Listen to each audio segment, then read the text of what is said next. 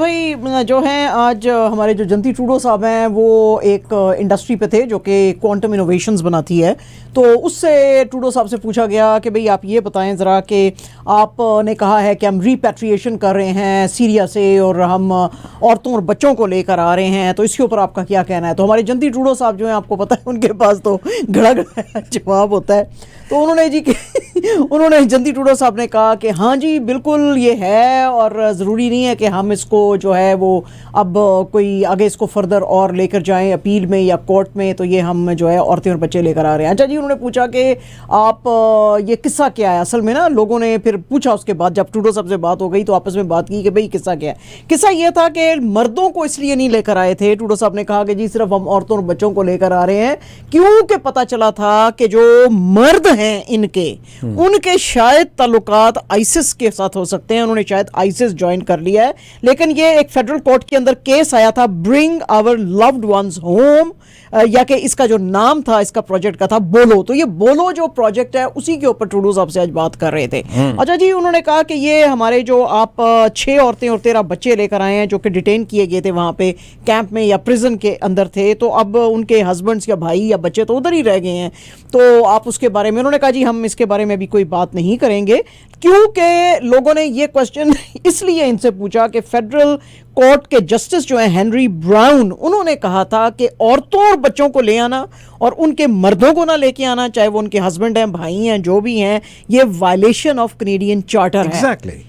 तो ये नहीं आप कर सकते ना, ये भेदभाव आप कर ही नहीं सकते। इक्वालिटी के ऊपर अगर आपने चलना है तो फिर सारों के साथ पूरी फैमिली, आप वैसे भी फैमिली रीयूनिफिकेशंस की हम बात करते हैं तो आपने तो फैमिली काट दी फिर तो। लेकिन ट्रूडो साहब ने इसके ऊपर, हमारे जंती ट्रूडो साहब ने कहा कि नहीं, हमारे लिए कैनेडियंस की सेफ्टी इंपॉर्टेंट है और हमने हमेशा प्रायोरिटी जो है सेफ्टी को दी है। तो हमको ये देखना पड़ेगा कि उन लड़कों को या मर्दों को इधर लेकर आना कैनेडियंस के लिए सेफ है कि नहीं है। सही।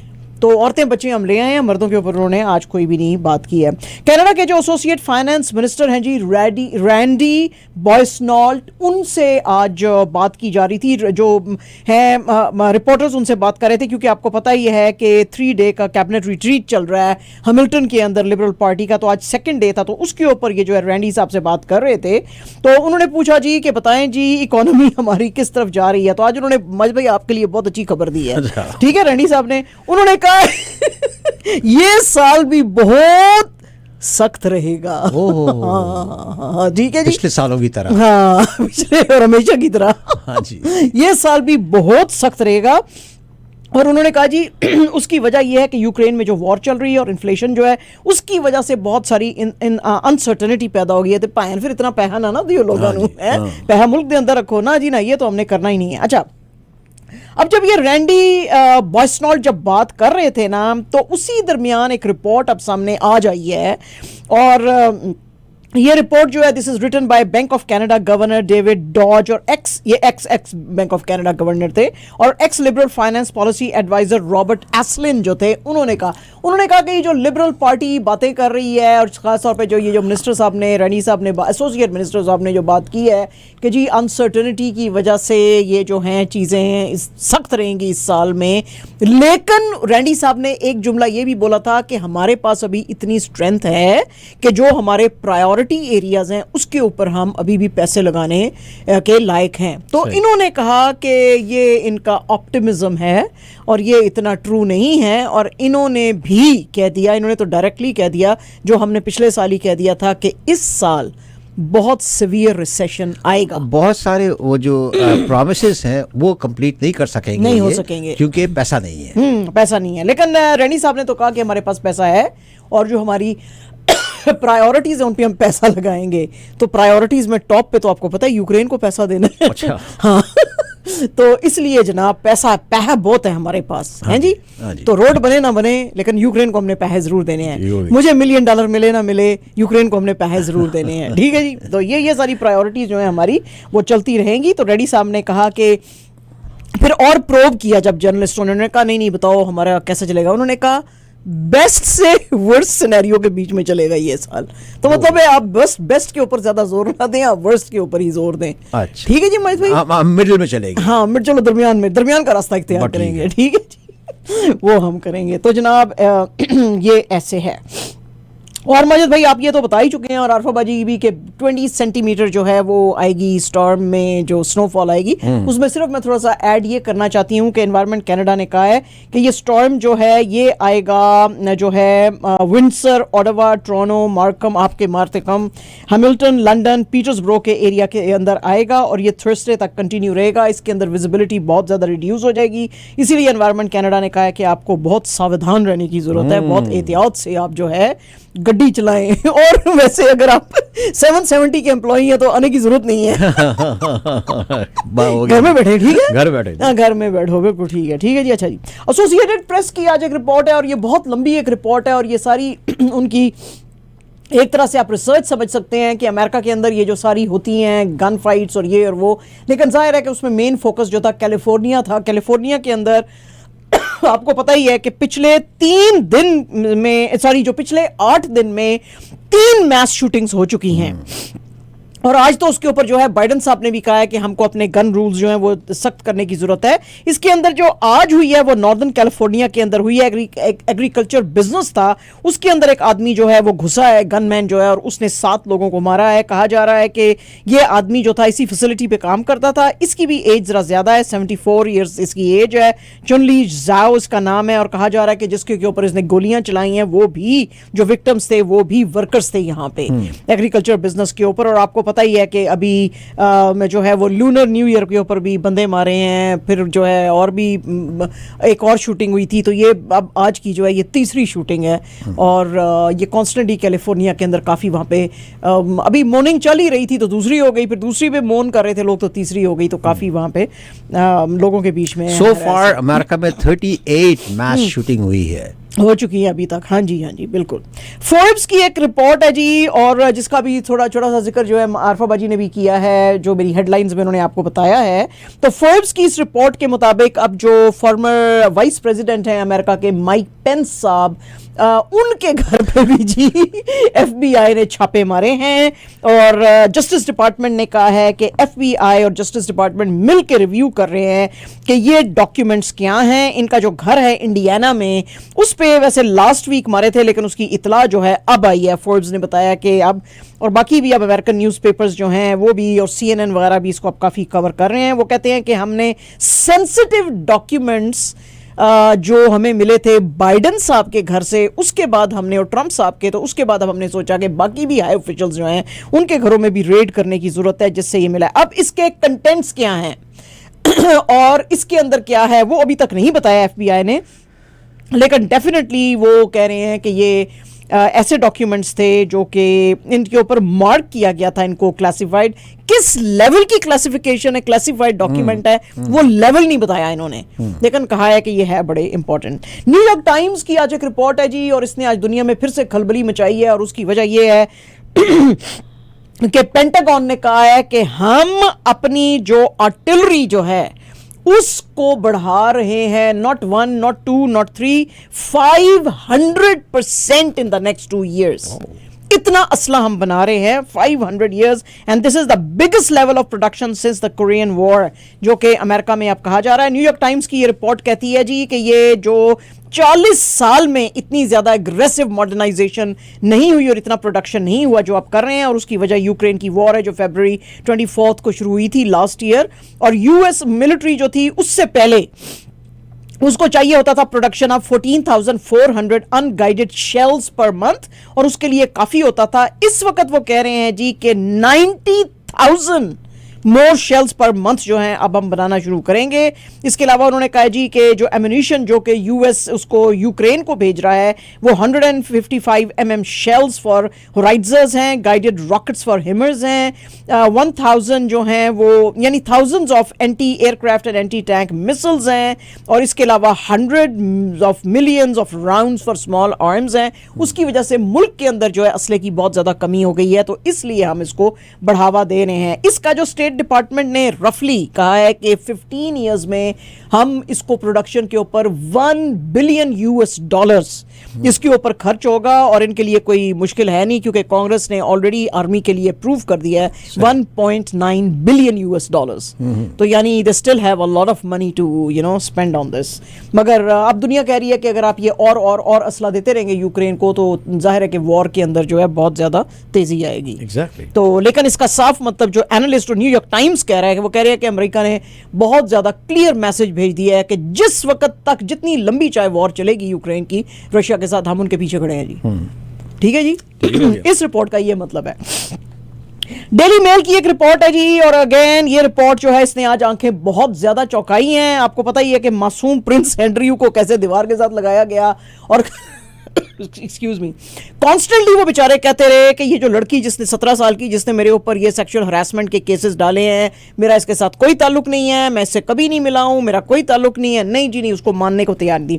डेली मेल की अब ये रिपोर्ट कह रही है कि ये जो कन्विक्टेड सेक्स चाइल्ड ट्रैफिकर हैं, ये जो जिज़ेल मैक्सवेल, जो आपको पता ही है कि जेफरी एप्स्टीन जो है उसकी ये सहेली थी, 61 इयर्स इनकी एज है, और इनको 20 इयर्स की जो है सेंटेंस मिली थी यूएस प्रिजन में, वहां पे ये है, और जेल काट रही है इसलिए कि वर्जीनिया गिफरे जो थी वो कहती थी 17 साल की मैं थी, मुझे ये लड़की जो है प्रिंस एंड्रयू के पास इन्होंने लेके गए थे, और ये लोग जो थे इन्वॉल्व थे, लड़कियां जो हैं, जवान बच्चियां जो हैं, उनको कहते थे कि सेक्स एक्ट्स आपने परफॉर्म करने हैं और इस तरह की चीज़ें। और ये इनकी मुलाकात लंदन के ट्रैम्प नाइट क्लब में 2001 में हुई थी इनके मुताबिक।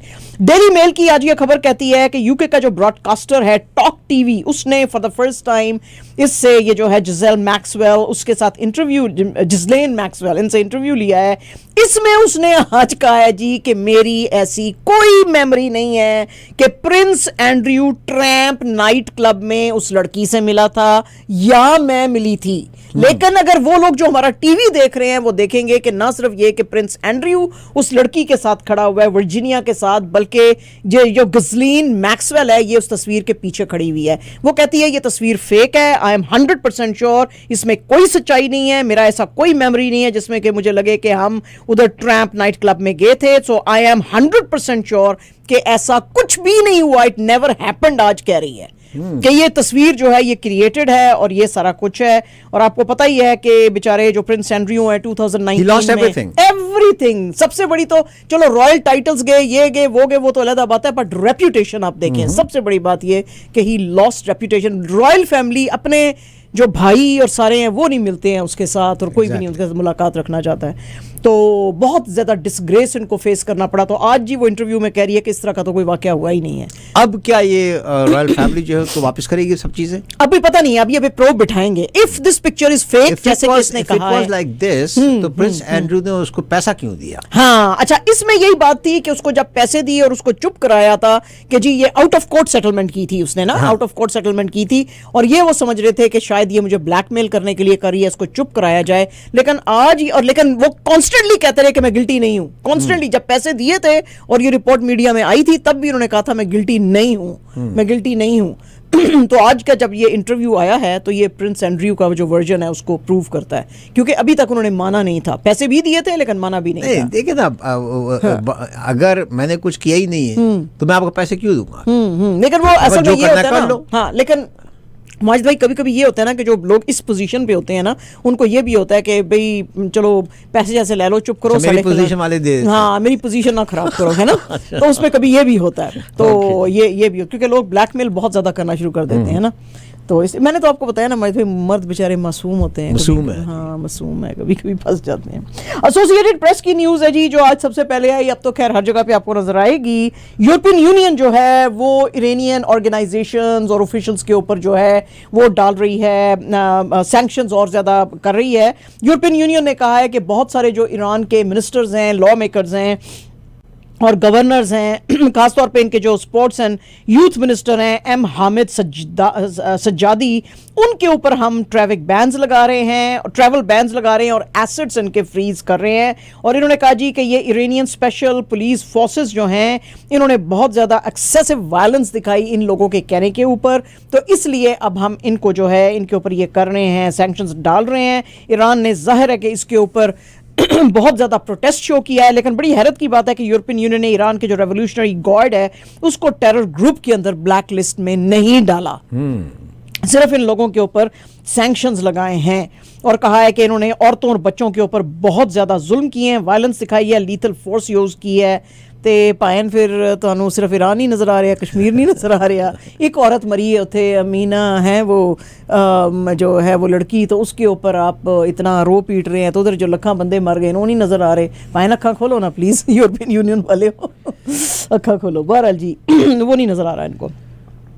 आज बहुत बड़ी एक अनाउंसमेंट की है फिनलैंड के फॉरेन मिनिस्टर पेका हैविस्तो ने। आपको पता ही है कि फिनलैंड और स्वीडन, हम आपको कल से ही बता रहे हैं कि नेटो के लिए उन्होंने अपनी डाली थी मेंबरशिप के लिए वो रिक्वेस्ट डाली थी। तो वो उन्होंने कहा था कि जी आप स्वीडन ने को कहा दिया था कि भाई आप टर्की के साथ ताल्लुकात अच्छे बनाएं, क्योंकि टर्की कॉन्स्टेंटली कह रहा था कि तुम कर्डिश ग्रुप्स जो हैं उनके खिलाफ ना तो कोई एक्शन ले रहे हो, ना उनको तुम डिटेन कर रहे हो, वो हमारे ऊपर हमले करते हैं, हमारे ऊपर नुकसान पहुंचाते हैं। और ये बात हमने आपको कल भी बताई थी कि एक भी अगर नेटो का मेंबर अग्री नहीं करता है कि कोई अलायंस में आए तो नहीं आ सकता है। अच्छा, स्वीडन ने तो कल बड़ा सॉरी कहा, उन्होंने कहा जी हम बड़े सॉरी हैं, ये है वो है। वो कुरान भी जो जलाया था उसके ऊपर भी तैयब अर्दोगान साहब ने बहुत ज़्यादा रिएक्शन जो किया था। उन्होंने कहा था स्टॉकहोम में कॉन्स्टेंटली एंटी इस्लाम जो है वो हो रही हैं, एक्टिविटीज़ हो रही हैं, कर्डिश ग्रुप्स जो है उन्होंने अत उठाई हुई है, तो आप उसके खिलाफ कुछ करें। अब फिनलैंड को नज़र आ रहा है कि अब चूंकि स्वीडन का मसला खटाई में पड़ गया है, क्योंकि पहले कहा गया था कि इन दोनों मुल्कों को इकट्ठे मिलेगी नेटो की अलायंस, तो में जगह मिलेगी, मेंबरशिप मिलेगी। तो अब फिनलैंड जो है वो कह रहा है कि जी खली वली स्वीडन, अगर स्वीडन के साथ लड़ाई है टर्की की, नहीं वो मान रहे, तो हम we want to go ahead और हमको जो है ये मिलनी चाहिए। तो लेकिन बहरहाल ये अब इन्होंने कहा तो है टर्की को कि हम आपको मिलने आना चाहते हैं। तैयब अर्दोगान साहब ने कहा कि इस वक्त हम बड़े गुस्से में हैं, ना तो कोई फिनलैंड से आए ना तो कोई स्वीडन से आए हमारे पास, हम इसके ऊपर अभी गौर करेंगे। और फिर बहरहाल फिनलैंड ने कहा जी we will go ahead alone without Sweden if case be. आज एक बहुत इंपॉर्टेंट रिपोर्ट है जो कि अल जजीरा ने दी है, और ये बड़ी स्पेशल रिपोर्ट है, काफ़ी बड़ी है, क्योंकि इसमें इन्होंने काफ़ी सारे इंटरव्यूज़ जो हैं वो डाले हैं।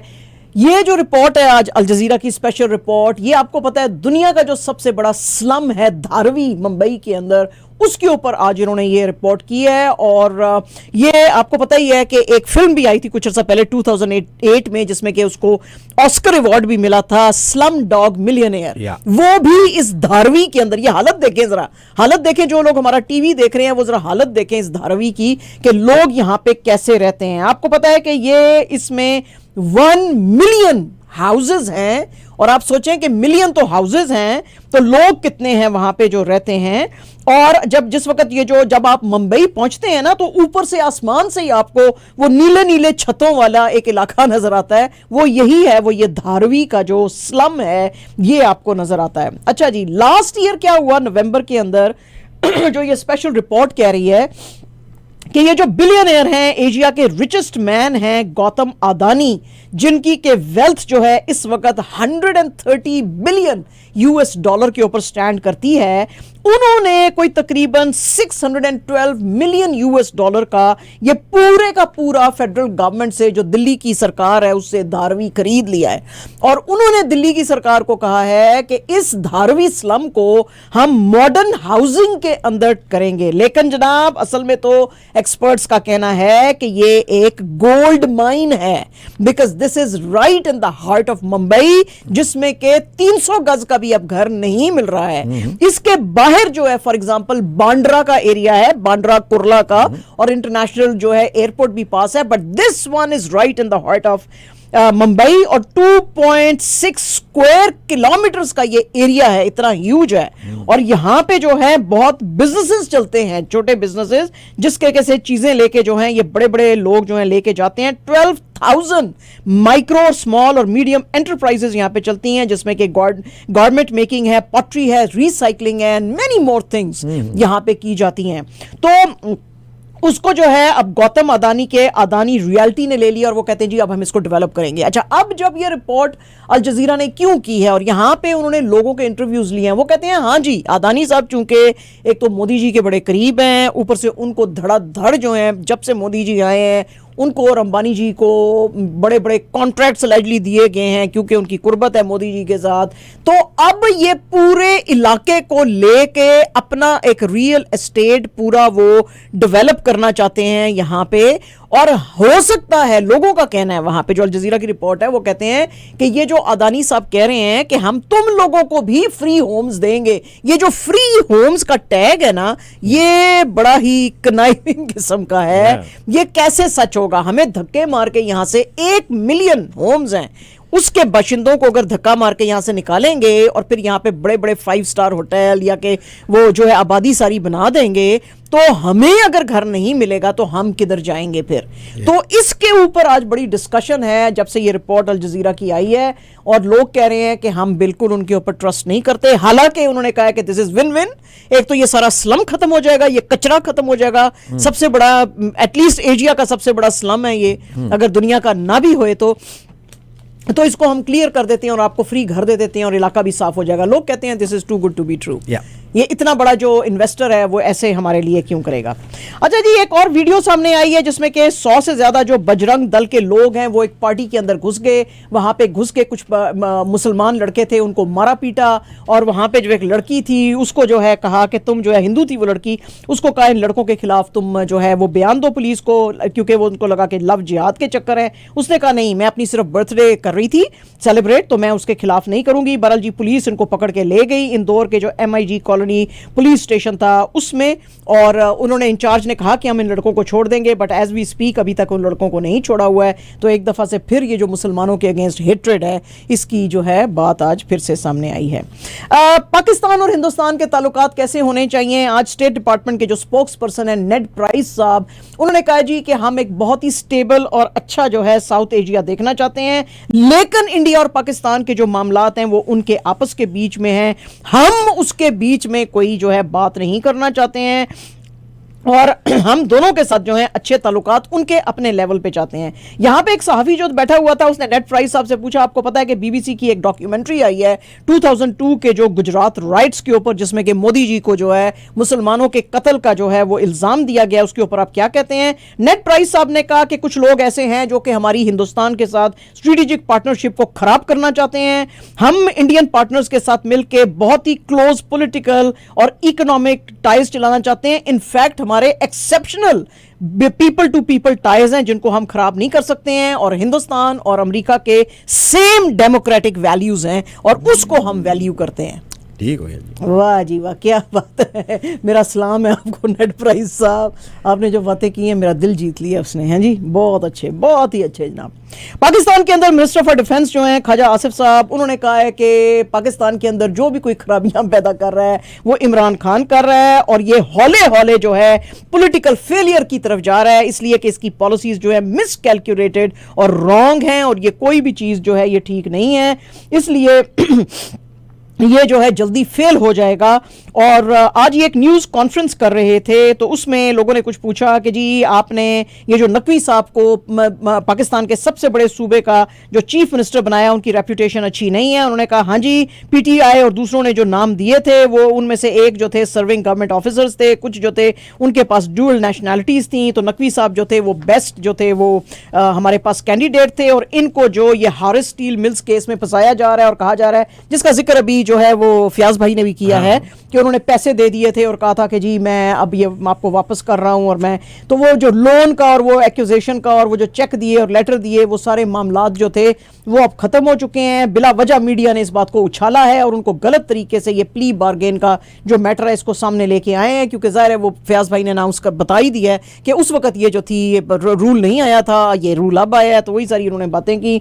और उन्होंने कहा जी कि लेकिन फिर भी अगर हम देखेंगे कि नकवी साहब ने कोई भी इल्लीगल या गलत काम किया है तो हम उसको डिफेंड नहीं करेंगे, हम we will take him to task, लेकिन अभी तक जो है वो बेस्ट बंदा है, उसको बिला वजह जो है वो टारगेट किया जा रहा है। पाकिस्तान के प्राइम मिनिस्टर शहबाज शरीफ साहब ने जी आज youth business and agriculture loan scheme जो है वो लॉन्च की है, जिसमें कि उन्होंने कहा है कि यंग एंटरप्रेन्योर्स जो हैं हम वो इस मुल्क में क्रिएट करना चाहते हैं ताकि वो सेल्फ एम्प्लॉयमेंट पैदा कर सकें। ये लोन्स दिए जाएंगे लोगों को between the ages of 21 and 45 और 7.5 मिलियन रुपीस तक के इनको लोन्स दिए जाएंगे। अलबत्ता जो IT और ई-कॉमर्स का बिजनेस चलाना चाहते हैं उसके लिए एज और भी कम है, 18 ईयर्स है। वो कहते हैं जी कि हम चाहते हैं कि लोग जो हैं खुद अपनी जॉब्स क्रिएट करें और जॉब्स के पीछे ना भागें जो गवर्नमेंट की हैं, और एग्रीकल्चर के लोन्स दिए जाएंगे ताकि फार्मिंग में इनोवेशन लाई जाए, और 1.5 मिलियन जो है लोगों को पर्सनल गारंटी के ऊपर दिए जाएंगे ताकि मुल्क के अंदर जो है जॉब्स क्रिएट की जाएं। ऐसे है। हिंदुस्तान के अंदर आज बॉलीवुड की जो खबरें सबसे बड़ी हैं, पठान से भी अब ये बड़ी खबर है जो आ रही है आप सामने, और ये है, आपको पता ही है, हमने आपको बहुत डिटेल में जो कॉन मैन था सुकेश चंद्रशेखर उसके बारे में बताया था। 2 बॉलीवुड की एक्ट्रेसेस जो थी इसके साथ रिलेटेड थी, एक नोरा फतेही और एक आपको पता ही है मिस फर्नांडिस। तो उसके ऊपर जो है नोरा फतेही ने इसके ऊपर बहुत ज़्यादा इल्ज़ाम लगाए थे। उसका जवाब देते हुए आज सुकेश चंद्रशेखर ने कहा है कि नोरा फतेही बिल्कुल झूठ बोल रही है, इसने मेरे से पैसे लिए थे अपना घर कैसाब्लैंका में खरीदने के लिए अपनी फैमिली के लिए, और ये मेरे पीछे पड़ी हुई थी। इसके बाद ये मेरे पीछे पड़ी रही कि मुझे गाड़ी लेके दो, क्योंकि मेरे पास जो गाड़ी है वो अच्छी मेरे इमेज के लिए नहीं है। मैं इसको रेंज रोवर लेके देना चाहता था लेकिन वो मिल नहीं रही थी, तो फिर मैंने इसको BMW 5 सीरीज लेकर दी थी, और चूंकि ये नॉन इंडियन है तो इसलिए इसने जो है ये गाड़ी अपने दोस्त के हस्बैंड बॉबी के नाम पे जो है रजिस्टर की है। तो she is lying about me, क्योंकि ये चाहती नहीं है कि ईडी इसके पीछे आए, यानी कि एनफोर्समेंट डायरेक्टरेट इसके पीछे आए। तो ये सारे का सारा इल्जाम मेरे से, यानी कि मेरा ताल्लुक, इसके मेरे साथ ताल्लुकात थे, कहने की उसने ये कोशिश की है। तो जैसे जैकलिन फर्नांडिस के थे वैसे ही इसके भी थे। अच्छा जनाब, राजकुमार संतोषी की फिल्म आ रही है गांधी गोडसे एक युद्ध। इसके ऊपर जब उन्होंने अनाउंस किया है कि ये रिलीज होने वाली है और इसकी प्रमोशन शुरू की हैं, तो इनको अब बहुत सारे डेथ थ्रेट्स आने लगे हैं। उसके ऊपर इन्होंने, राजकुमार संतोषी जी ने बड़ा हैरत का इजहार करते हुए कहा, और जो स्पेशल कमिश्नर ऑफ पुलिस है उसको भी एक लेटर लिखा कि जी मुझे डेथ थ्रेट्स आ रहे हैं। लेकिन इन्होंने कहा जी कि जो लोग कह रहे हैं कि हम जिस थिएटर में ये फिल्म लगाई जाएगी गांधी गोडसे एक युद्ध, वो हम जला देंगे, तो ये खुद कहते हैं हम गांधी के फॉलोअर्स हैं। तो गांधी के फॉलोअर्स तो जो है वो शांति को ज़्यादा पसंद करते हैं, वो ये थिएटर्स को क्यों जलाने की बात कर रहे हैं। लेकिन फिर भी डिस्पाइट डेथ थ्रेट्स मैं प्रमोशन अपनी फिल्म की करूंगा। आज जनाब शोमैन सुभाष घाई साहब जो हैं उनकी 78th बर्थडे थी, और इस बर्थडे बैश में बड़े बड़े भाई नजर आए। एक तो नजर आए अनिल कपूर, जया बच्चन, ऐश्वर्या रॉय और हमारे सल्लू भाई, अनुपम खेर, शत्रुघ्न सिन्हा और बहुत सारे लोग। आपको पता ही है कि इनकी बहुत सारी फिल्मों में इन लोगों ने भी काम किया, जैसे कि ऐश्वर्या रॉय, अनिल कपूर ने ताल में, जैकी श्रॉफ ने हीरो में, जैकी श्रॉफ और अनिल कपूर ने राम लखन में। तो बहुत इन्होंने हिट फिल्में बनाई। तो लोगों ने आज बड़े प्यार से इनका 78th बर्थडे बनाया। टोरंटो की जो 2 फिल्म मेकर्स हैं जी, एक सारा पॉली और एक डॉमी शी, इनको ऑस्कर्स की टॉप कैटेगरी के लिए जो है वो नॉमिनेट किया गया है। जो पॉली की फिल्म है विमेन टॉकिंग, उसको बेस्ट पिक्चर के नॉमिनेशन के लिए कहा गया है, और बेस्ट अडेप्टेड स्क्रीन प्ले के लिए भी इसको नॉमिनेट किया है। जबकि शी की टर्निंग रेड जो है उसको बेस्ट एनिमेटेड कैटेगरी के लिए शॉर्ट लिस्ट किया, नॉमिनेट किया गया है। आईसीसी ने आज कहा है कि ICC men's ODI team of the year 2022 जो है अगर वो होएगा तो उसके अंदर बाबर आजम जो हैं वो टीम के कैप्टन होंगे। उन्होंने कहा कि इनकी performance all 3 formats of the game में आउटस्टैंडिंग है। 9 मैचेस जो उन्होंने 2022 में खेले थे उसमें से 8 जो मैचेस थे उसके अंदर 50 से ओवर इन्होंने स्कोर किया था। 679 runs at the average of 84.87 के ऊपर जो है इन्होंने ईयर फिनिश किया था। आईसीसी ने कहा कि आजम जो है उसने अपनी हर जगह पे प्रोएस दिखाई है, खासतौर पे ओडीआई में, और इसीलिए ये ओडीआई टॉप रैंकिंग जो है वो पे है, प्लेयर है। और इसके अलावा इन्होंने कहा था इन्होंने 9 में से सिर्फ 1 मैच जो है वो हारा है एज अ कैप्टन, वो भी ऑस्ट्रेलिया के अगेंस्ट। तो जो है इसके अलावा जो लाइनअप ये टॉप की है उसमें इनके साथ हैं ऑस्ट्रेलिया के ट्रेविस हीड और कुछ हेड और कुछ और भी, हीड है शायद ये ट्रेविस हीड, और कुछ और भी लोग हैं, लेकिन ये जो हैं टॉप पे हैं। एंड जनाब absolutely our last news, Indian team जो है उसको पाकिस्तान की जो वेस्ट एशियन बेसबॉल कप है जो पाकिस्तान करा रहा है उसके लिए एनओसी इनको दे दिया गया है। This is the 15th West Asia baseball camp. Pakistan federation baseball ने कहा है कि जी हमने ये मैचेस जनवरी 26 से फरवरी 1 में कराने हैं, और इसके अंदर 6 टीम्स खेलेंगी जिसमें कि पाकिस्तान होस्ट है, और पैलेस्टाइन, इंडिया, श्रीलंका, बांग्लादेश और अफगानिस्तान है। और पाकिस्तान ने इससे पहले वीजे जो थे पैलेस्टाइन को दिए थे और अब और लोगों को भी दे रहे हैं। तो टीमें कल से आना शुरू करेंगी। बहुत बहुत शुक्रिया आपका। बखा की खबरें कल इंशाल्लाह।